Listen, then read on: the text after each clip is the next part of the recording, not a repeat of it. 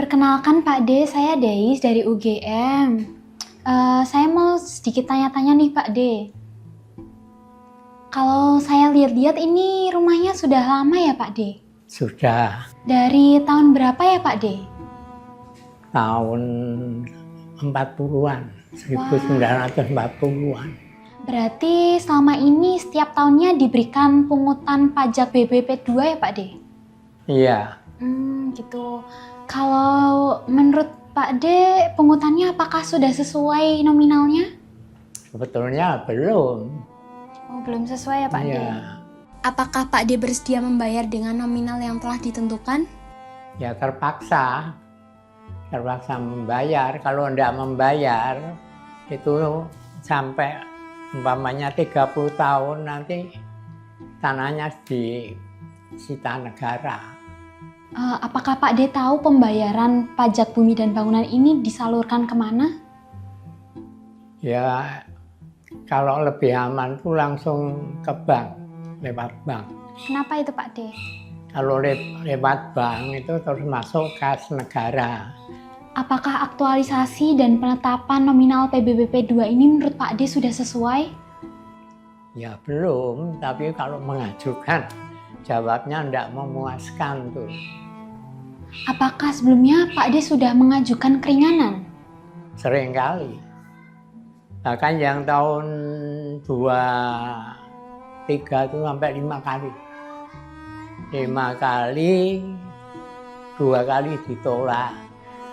Yang ditolak pertama kali saya minta pengurangannya, bayar pajaknya itu disamakan tahun 22. Itu ditolak.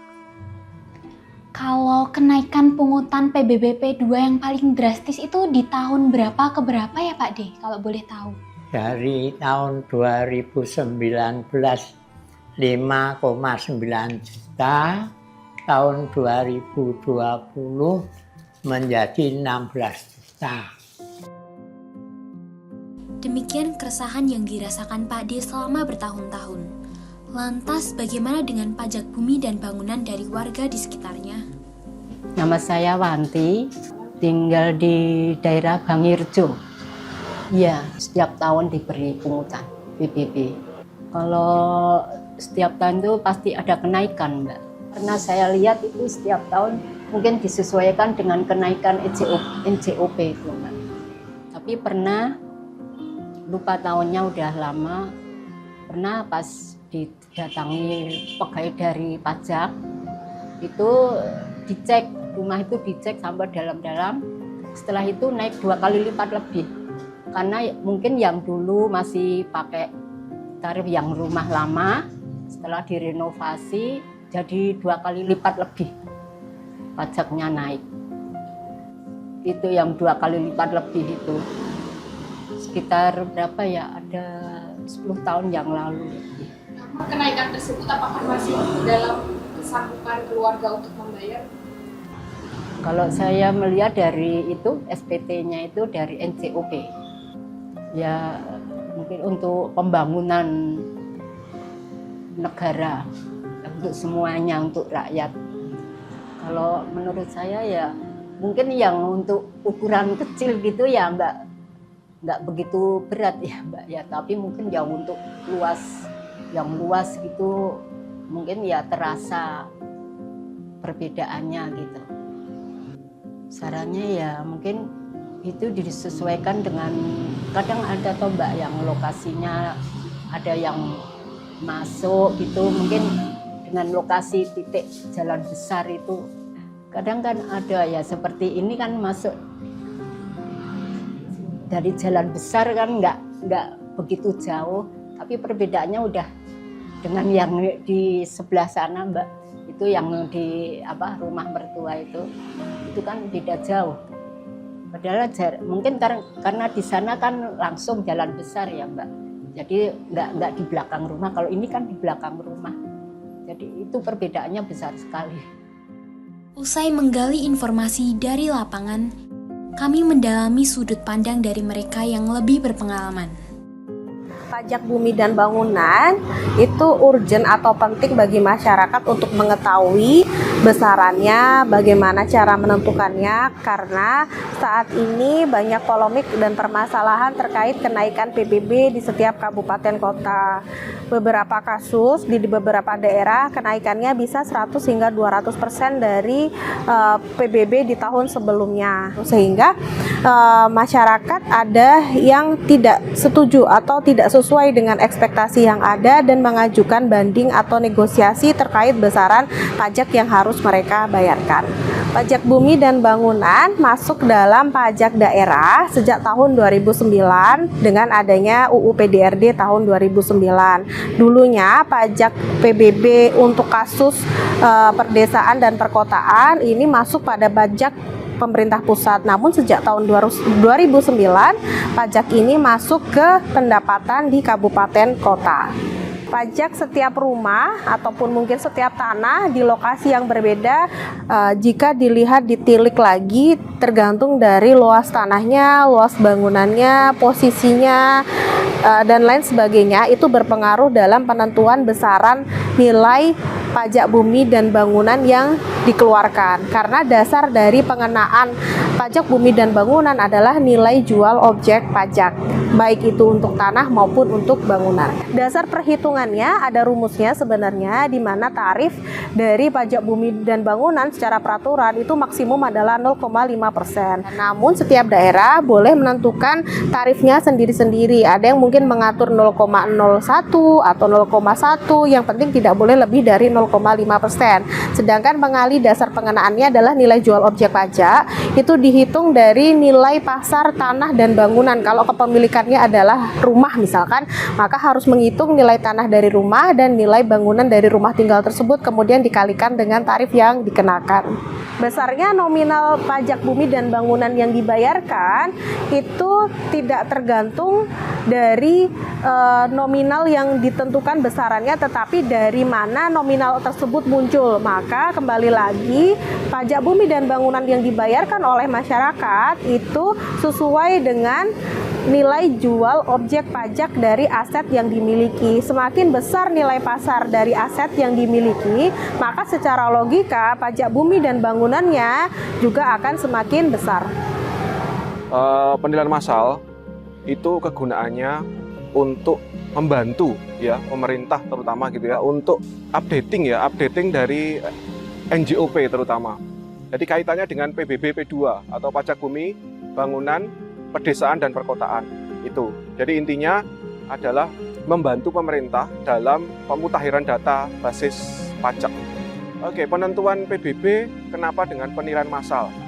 Coba Anda sekalian bisa membayangkan dalam satu kabupaten atau kota itu jumlah objek pajaknya ada berapa?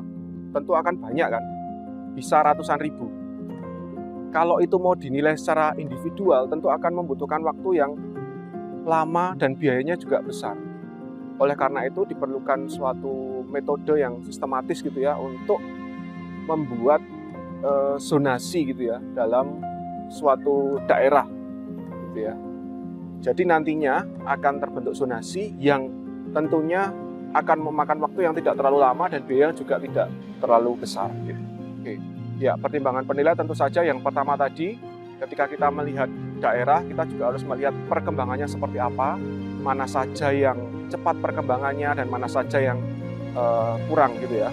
Kemudian dari situ kita harus cari data sebanyak mungkin gitu ya. Nah, data ini dapat diperolehnya dari mana saja? Itu tadi bisa dari lapangan langsung, misalnya lihat iklan yang dijual, bisa tanya ke perangkat desa atau perangkat kelurahan gitu ya. Kemudian bisa juga tanya ke warga. Jadi intinya cari data sebanyak mungkin supaya informasi yang didapat itu lebih akurat. Sehingga nanti ketika menghasilkan NIR, zonasi NIR gitu ya, itu juga akan akurat datanya. Setelah mendapat penjelasan dari pakar dan akademisi, langkah kami tertuju ke kantor BPKAD untuk mendengar pendapat dari kepala bidang terkait. Penilaian terkait dengan NJOP pajak bumi bangunan, tentu NJOP itu ada dua faktor nih. Satu NJOP bumi dan NJOP bangunan. Kalau NJUP bumi itu nanti ditentukan oleh zona nilai tanah, kalau bangunan ditentukan oleh daftar komponen biaya bangunan atau DBKB. Jadi pada tahun 2019 itu ada penyusunan zona nilai tanah. Jadi penyusunan itu sebenarnya diamanatkan dalam peraturan itu tiap 3 tahun sekali. Nah, pemerintah Kota Yogyakarta karena mengingat mungkin juga istilahnya keterbatasan tenaga, juga mungkin juga biaya, sehingga tiap tahun itu kita memang istilahnya menaikkan PBB, tapi bukan menaikkan NJUP-nya. Jadi tiap tahun itu ada stimulus yang dikurangi, sehingga sebetulnya itu nilainya sama, tanah dan bangunan sama. Tetapi karena stimulus untuk bayar PBB tadi dikurangi 5%, sehingga itu yang menjadikan seolah-olah naik. Padahal kalau dilihat di dokumen itu nilainya sama, cuman harusnya bayar 100, ini karena ada stimulus 10% menjadi 90. Nanti stimulusnya dikurangi, dia tetap menjadi 100. Artinya seolah kan naik, padahal tidak naik. Kalau keringan itu terkait dengan kemampuan bayar nih. Jadi misalnya keberatan terkait dengan luas tanah itu kan data nih, itu namanya keberatan. Kalau luas tanahnya, luas bangunan semua sudah betul, tetapi wajib pajak merasa tidak mau membayar, itu namanya keringanan. Jadi memang harus diajukan karena istilahnya keberatan kurang itu personal ya, tidak semua orang merasakan. Jadi kalau di kita itu ada namanya penagihan pasif dan penagihan aktif. Penagihan pasif itu dengan kita menerbitkan surat pemberitahuan pajak terhutang atau SPPT kalau PBB. Kemudian terkait dengan SPPT itu kalau tidak dibayar sampai jatuh tempo, itu memang ada sanksi administrasinya, namanya bunganya tiap. Kalau yang dulu 2% sekarang 1%. Sehingga nanti memang kita lihat tidak serta-merta kita sampai ke tahapan sita, itu tahapan penagihan aktif. Jadi penagihan aktif itu kalau nanti kita tegur, kita paksa, kita sita, kita lelang. Tentu itu istilahnya pas secara mendalam kita kaji dulu, karena memang kalau tidak material ngapa harus kita nyita, biaya untuk melakukan penyitaan mungkin lebih besar dari pajak yang akan dibayarkan. Tentu mungkin yang tinggi-tinggi dulu pajaknya, yang tidak ditunaikan atau tunggakan pajak yang tinggi itu baru kita tegur, terus kita paksa, kita sita, dan memang ada, tapi sampai hari ini memang belum ada untuk yang PBB, karena PBB itu pajak, istilahnya pajak atas kebendaan ya, yang harus dilunasi oleh orang yang bersangkutan. Beda dengan pajak restoran dan pajak hotel, dia itu dibayarkan oleh konsumennya. Jadi cuma dititipi, itu mungkin yang kita prioritaskan untuk dilakukan sita, Mbak. Nah, itu. Jadi kalau yang kecil-kecil memang tidak sampai ke tadi sita lelang, itu kan juga nggak material nih, Mas. Kita juga melakukan pekan pembayaran di RW seluruh kota yang kurang lebih ada 617 itu kita adakan setiap tahun ya. Artinya mesti di setiap RW atau setiap wilayah itu ada satu kali petugas kita bersama dengan perbankan atau yang digunakan pembayaran untuk datang ke sana. Karena petugas itu sekarang tidak boleh menerima uang lagi. Sudah beberapa tahun yang lalu kita nggak boleh, jadi harus langsung dibayarkan tempat pembayaran, misal ke bank, ke kantor pos, Shopee dan sebagainya itu bisa. Jadi kita memang di jenis pajak apapun sudah tidak boleh menerima uang tunai lagi. Ya itu memang harapan kita, memang kita berusaha istilahnya adil nih terhadap semua warga nih. Nah, itu terbukti memang kalau wajib pajaknya itu ada keberatan, ada kemauan keringan, ya kita teliti. Nah, itu nanti yang menjadikan mungkin adil nih bagi warga yang meminta. Tapi kita memang tidak bisa istilahnya memenuhi harapan semua warga nih. Nih semua warga mungkin ya adilnya berbeda-beda. Ada yang mungkin bayarnya kecil adil, ada yang istilahnya mau menerima yang kita tetapkan dan sebagainya. Tentu kita ada ketentuan atau pedoman yang kita jadikan dasar dalam menentukan NJUP bumi maupun bangunan. Kalau di kita itu mungkin bisa tercermin dalam tarif pajaknya. Tarif pajak untuk yang istilahnya nilainya rendah itu kita buat rendah, yang tinggi ya tinggi, itu salah satu nih.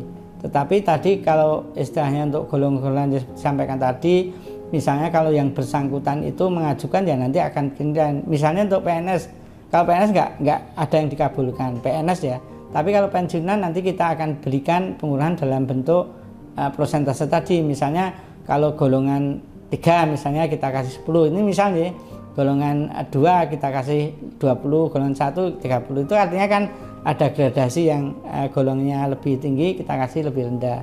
Itu salah satu. Kalau veteran kita otomatis kita berikan 75%. Jadi kalau saya menghimbau ada masyarakat untuk membayar pajak jangan sampai terlambat, karena kalau sampai terlambat nanti ada sanksi administrasi yang harus dibayarkan juga.